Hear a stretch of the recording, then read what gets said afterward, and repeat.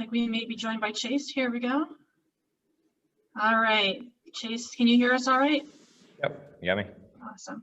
All right, well, right now I am going to throw it over to Kelly Stavis with NBC Sports, who will be the host for our press conference with Chase Elliott. Hey, Chase, thanks for taking the time today. First of all, 4 wins on the season, including the must-win situation a week ago at Martinsville, and now for the first time in your career, you're through to the championship 4. What does it mean to you to break through to that next level and be one race away from a championship? Yeah, for sure. Great opportunity for us. And, much like you mentioned, I think you might've said this, or I don't know if this is the last one, but just an area that we haven't been to yet. And, the round of 8 had kind of been that stopping point for us over the last few years. So it feels really nice to move on and go and perform at the level that I really feel confident that we can do consistently this past weekend at Martinsville. So great weekend, great team win, a big win and a timely win, and a great opportunity ahead. So just trying to, do all the right things this week to be as prepared as possible for Sunday. Okay, I'm going to start turning it over to some questions, and we will start with Bob Pockrass. Yeah, Chase, with this being your first time in the 4, have you talked to anybody, and if so, who, just for any advice?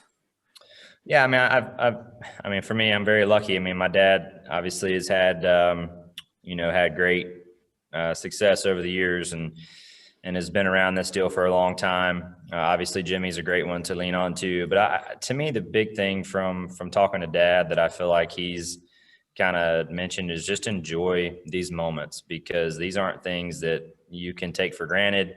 You don't know when your last race win is. You don't know what tomorrow brings. I mean, nothing's guaranteed, right? So I think just enjoying these moments and trying to embrace them, and especially after a race like Sunday, you wish you could just slow down time, and enjoy that moment and make it last a little longer. But you can't. So you just have to enjoy them as much as you can and put emphasis on that. And I feel like that's where I'm at right now, is just not taking the situation for granted, knowing that it's not an easy thing. It's not something that comes every day, and try to make the most of a great opportunity. And if you look back on this year from a competition lens, not necessarily your own, but would you look back on it and say, man, there was an abnormal year with 9 weeks off, no practice, no qualifying, or has it been normal enough that you look back on and say, man, that was a year like Kevin Harvick won 9 races and didn't make the final 4?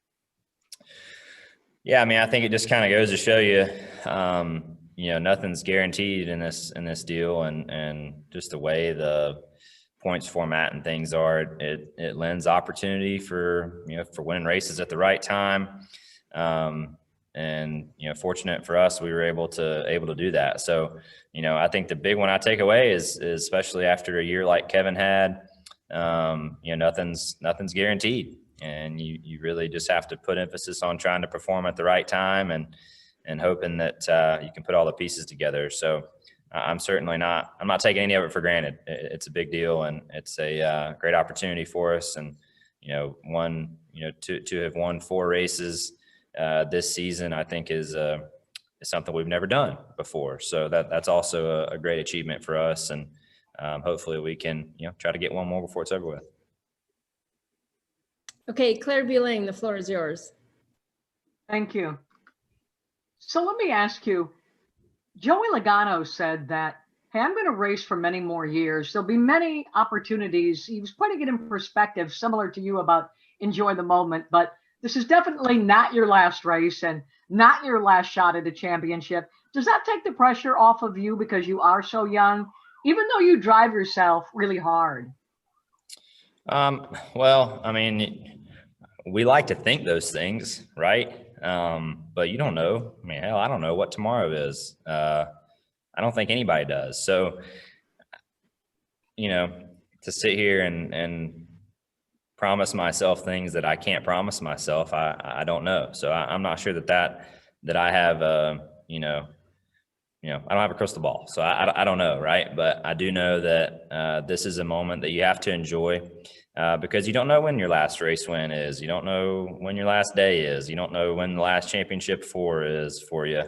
or all of the above. So I'm just trying to enjoy the whole moment and make the most of whatever Sunday brings, put all the emphasis and preparation and the things that are going to make us or give us the best chance on Sunday. And to me, that's my preparation for certain situations, and probably most importantly, the right decisions on the car to get our car balance as close as we can to start the race. So all my emphasis is there, and just trying to enjoy and embrace this time and make the most of it. Good luck. Thank you. Thanks. Okay, on to Dustin Long.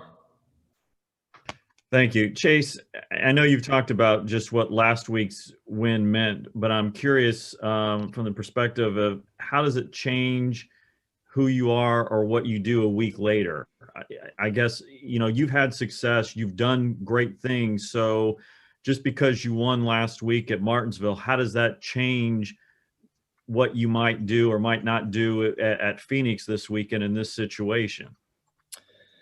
Well, I don't think it changes our approach any, for sure. I think we'd be foolish to change how we do things now as we go into the last race of the year. So, Martinsville was a great win, great team win, timely win. Couldn't have asked for a better time to go out there and perform really well. So I don't think we change anything as far as how we get ready for the race weekend. I think that our prep and our process that we go through as the 9 team is good enough to compete when we do all the right things and make all the right decisions. So I don't think there's any reason for us to go about things any differently this week than we have in the past. Also, I understand that every experience can be a learning experience. And I'm curious, because this is a little bit more of a short track, potentially mentality. Your experience at Bristol earlier this year, late in the race, and it not working out.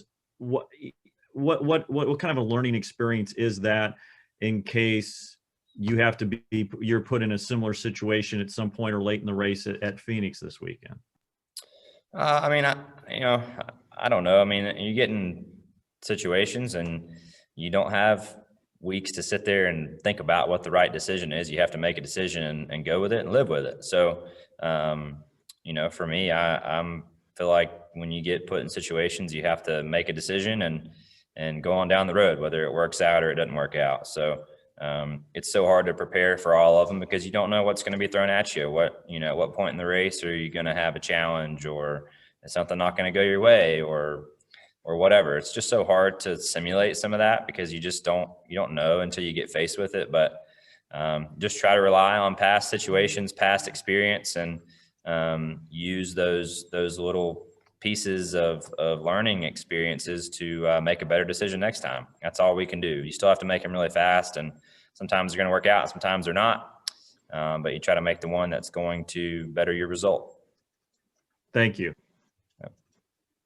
Okay, we'll turn it over to Jenna Fryer.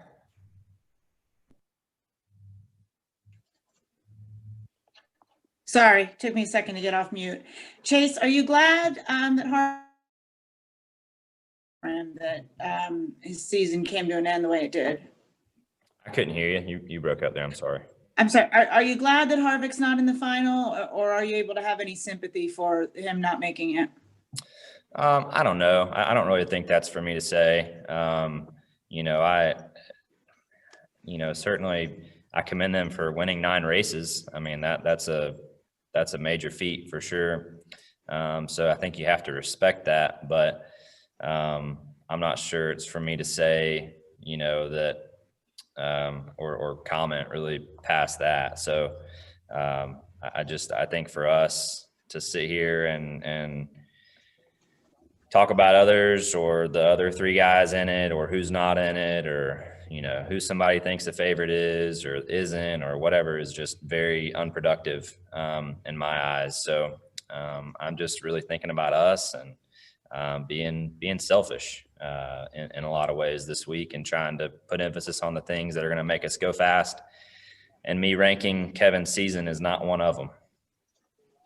And secondly, you're the first Hendrick and Chevy guy in there since 2016. Jeff Andrews said that Mr. H was texting him till 2 o'clock in the morning after you got the car in.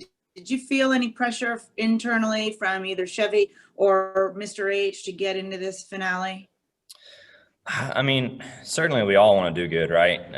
But I would be lying if I said that there was any outside emphasis or pressure that made us want to be a part of this championship for any more than we already did as a team and any more than I did personally. So, you know, as much as I know that our partners and Mr. Hendrick and everybody, you know, want us to do really well, I want to do good. I want to do good anyway. Our team wants to do good. We want to perform. We want to win too.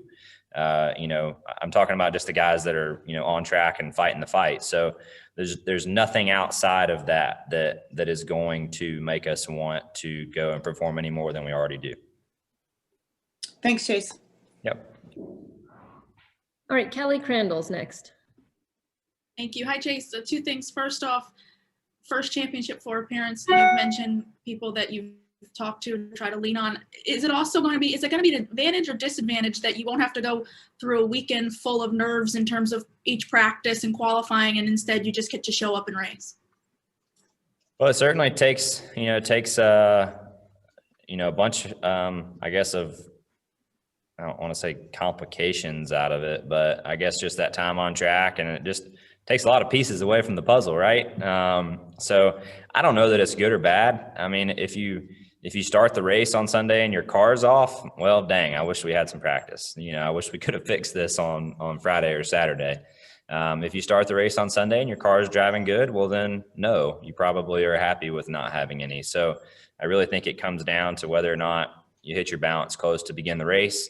And if you do, then you're happy about it. If you don't, you wish you had some more time, but you know, everybody's faced with the same rules and the same weekend schedule. So we all kind of have the same opportunity, in my opinion. So kind of all depends on how you start the race. And then lastly, I was just curious if you knew what car you'd have this weekend. Is there any significance to it? Has it run before or is it new? Yeah, I have no idea. I have no idea what car we're taking this weekend. You know, they all look the exact same from where I sit, unless I look over there and see which number it says on the roll bar. I couldn't tell you. So whatever car Alan chooses is the best choice, and I have confidence in that decision, and we'll live with it either way. Thank you. Yep. Okay, next up we have Steve Hummer from the Atlanta Journal-Constitution. Yeah, Chase, first the light question. After kind of breaking through that round of 8 barrier, how'd you celebrate? To be real honest, I came home and went to bed. Just to be real clear on that. You know, it's one of those things we had. I mean, I would have loved to have come home and you know, had a few beers or whatever and hung out, but just kind of the way it worked out. We had meetings Monday morning, and you know, obviously a big week of prep going into this last event. So really, just kind of after the race, tried to enjoy the moment, embrace it, recognize that situations and moments like that don't happen every day. So really enjoy that. But at the same time, just get ready and think about Monday and what we're going to talk about in our meetings, you know, looking ahead to Phoenix. And finally, after, I don't know at your young age, if you think much about legacy building, but toward that, how important do you think winning a championship is?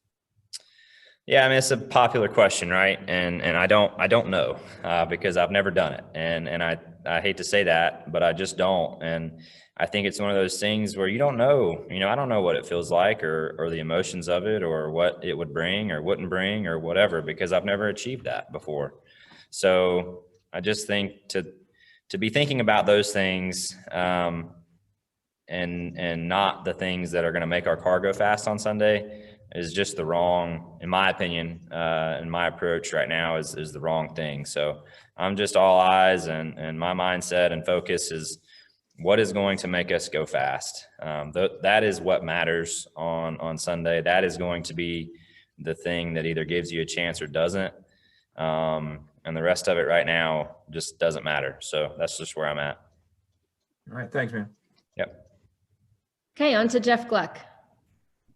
Chase, certainly you've raced before in these finales, not being part of it. So you've had to race the championship drivers with respect, give them room, things like that.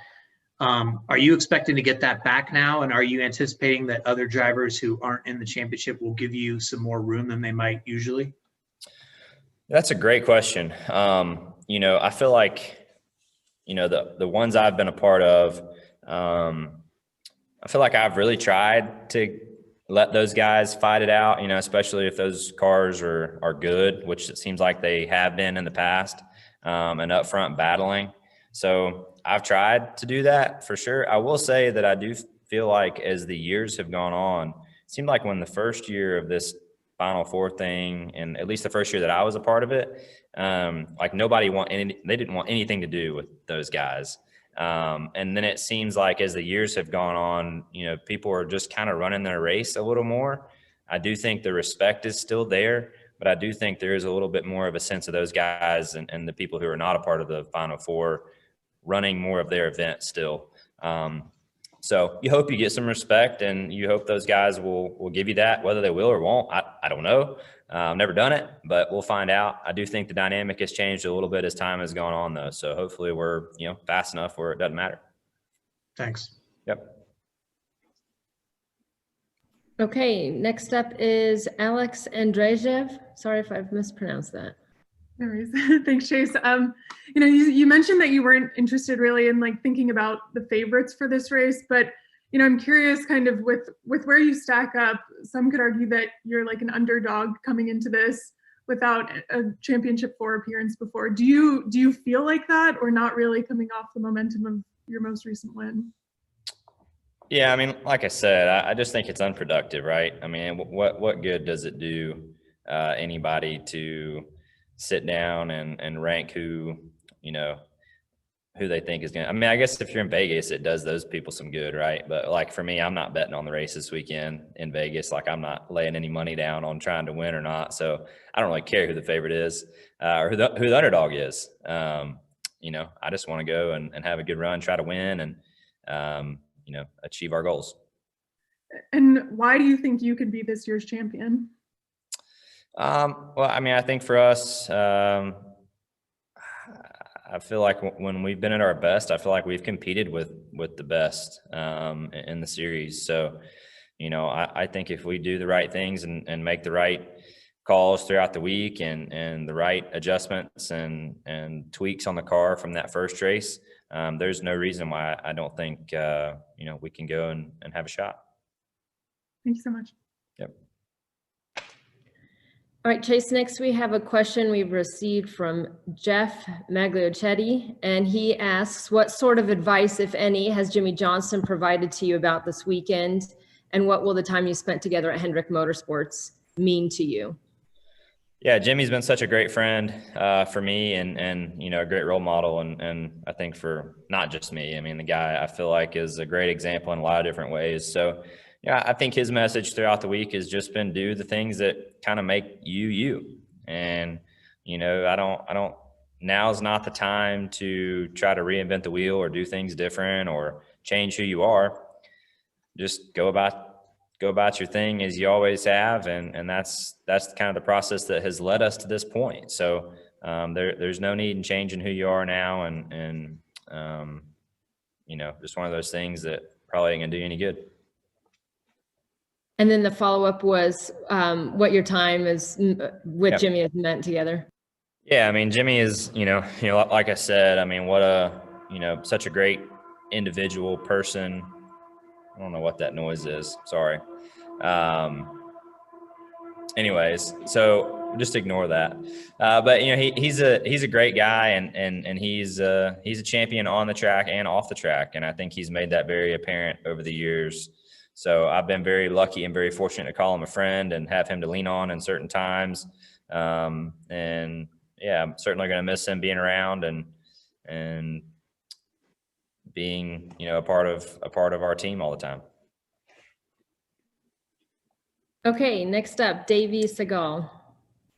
Thank you, Kelly. Chase, last year there was some conversation regarding Championship 4 appearances being weighted as potentially more valuable in this specific era than championships themselves. Where do you stand on that, and how valuable the appearances are versus the titles themselves? I mean, I'm not sure on that. I haven't really thought about that a ton. But one thing I know for sure is you can't win a championship unless you're part of the Final Four. So that's my response to that. I don't know, what the correct answer is on the weight of it. But I know that with the way the rules are and the way this deal is, you're not going to win one unless you're part of the Final Four. So that I know for a fact. Would you consider your season a success in making the championship four, or is it title or bust? Well, our season's not over, so we'll find out Sunday. Thank you. Okay, next up, Michael Shelton. Thank you very much. Well, Chase, obviously, congratulations on the win at Martinsville. It's been a track that you've been working your way around, trying to figure out, and you finally did. So what do you think is holding you back at Phoenix, and what is it going to take for you to finally get over the hump there and claim the title on Sunday? Yeah, I think for us, thanks. It was a great weekend, great team win at Martinsville, a very timely win. As I mentioned, all those things it was a big deal for sure, and I think we all recognize that as a team. So, looking to Phoenix, I think what is going to make the difference out there is a good week of preparation, a good week of making the right decisions on the car, taking what we had there in the spring and tweaking on it and making it better. You're not going to go back with what we had there in the spring and be good. Everybody's always getting better and always improving. So we want to do some of that, and hopefully we can improve and be better than the rest. And just quickly on your pit crew, just talk about their performance all year, and especially in the crucial moment at Martinsville where your jack man, he comes out too early. He's like, oh, I got to go back and touch the wall, or and then avoided the penalty. How crucial was that? Yeah, I mean, TJ, obviously you want to eliminate those mistakes in general. So that's number one, right? Nobody wants to make any mistakes. But if you do make a mistake, to have the awareness and to be able to do it that quick, to be able to say, okay, hey, if I go reset myself, we're going to avoid this penalty was huge. And I'm not sure what clicked in his head to go do that. But I'm coming in the pit box, he's trying to make his mind up whether he wants to go back, and I'm about to run him over. So, it was, he had to make that pretty quick, and then he had to execute it even quicker because I was coming in there not slow. So, just one of those things you have to, really commend his preparation and the coaches for teaching that and knowing what to do in that situation. Thank you. Good luck. Thanks. Okay, looks like Cole Cusumano is next. Thank you. Hey, Chase. I want to go back to a post you made on Instagram late October where you said you'd be taking a break from social media. What sparked this initiative, and do you believe that played a large role in getting over the hump and advancing to the championship four? I'm not sure that it played a role in advancing to the Final Four or not, but it was really just one of those things where I think much like a lot of the world nowadays, we spend any split second of downtime looking at our phones and scrolling and seeing what Twitter has to offer and, what Joe Blow and John Smith are doing in the middle of their day. So at the end of the day, I just kind of felt like it might be good to give that a rest and just not care as much about what everybody else is doing and just be more productive and focus on more things that matter than be, in your present life, more so than on the phone. So that's really kind of where that came from. And, it really didn't have as much to do with the on-track stuff as it did just me personally and thinking that it'd be a good change for a little while. Thank you, sir. Appreciate it. Yep. Okay, Greg Engel, the floor is yours. Hey, Chase. Oh, sorry. I was looking at my phone. That noise we heard a minute ago, maybe that was the Dawsonville pool room siren. Yeah, I don't know what that was. I don't know where you're at, but anyway. But sorry. No, it's on a serious note. And hi, Kelly. Speaking of the Dawsonville pool room, that's obviously been a big part of your life since your dad kind of, was racing and everything. I just want to be a little lighter here and talk about your memories there. And were you ever there and got to hear the siren when your dad won? And what would it be like to have them sounding that siren, probably trying to break the thing Sunday night if you win? Yeah, I've never been around for it. I've seen videos and stuff, but certainly it's a really cool tradition. Gordon Perkle is the guy that has owned the pool room, and that's kind of been his thing. And I think it's very cool of him to carry that tradition on and be able to, be able to still do that. So I'm grateful for that. I think it's a cool thing. I would love for it to go off on Sunday. I certainly hope that's the case. But yeah, it's a cool tradition, and fortunate that, I've been lucky enough that, they wanted to carry it on and want to keep doing it. Thanks, pal. Have fun this weekend. Thank you. All right, Marty Zakala. Yes, thank you, Kelly. Chase, first off, congratulations on making the championship 4. I've noticed some irony here, going back to 1988, where the teams in baseball and basketball, the Dodgers and the Lakers, have won titles in 2020. And back in 1988, I believe your dad, Bill, won a championship then. How cool would it be to be back in his footsteps and go for a championship this year? Yeah, that's a cool thing. I didn't know that for sure, but I people ask that a lot, right? And I feel like it's so hard. I just remember getting the question of like, hey, what's it going to feel like when you win that first race? Like, what's that going to be like? How cool is that going to be to you? And I always had a really hard time answering that because I had never done it before, right? So I don't know. And I think that's the same answer now. Until you achieve a moment like that obviously is very meaningful to you, I think it's really hard to put a stamp of what it means or how it feels or the emotions that come with it. I think I'd be speaking out of turn to really give you an answer because I don't know. And I hope that one day I can figure it out. But right now I don't know, and we'll, give it our best shot to find out. Thank you, man. Good luck to you this weekend. Thanks. All right, that's all the time we have for questions. Chase, thank you so much for taking the time to answer everyone's, and good luck this weekend. Cool. Yeah, thanks.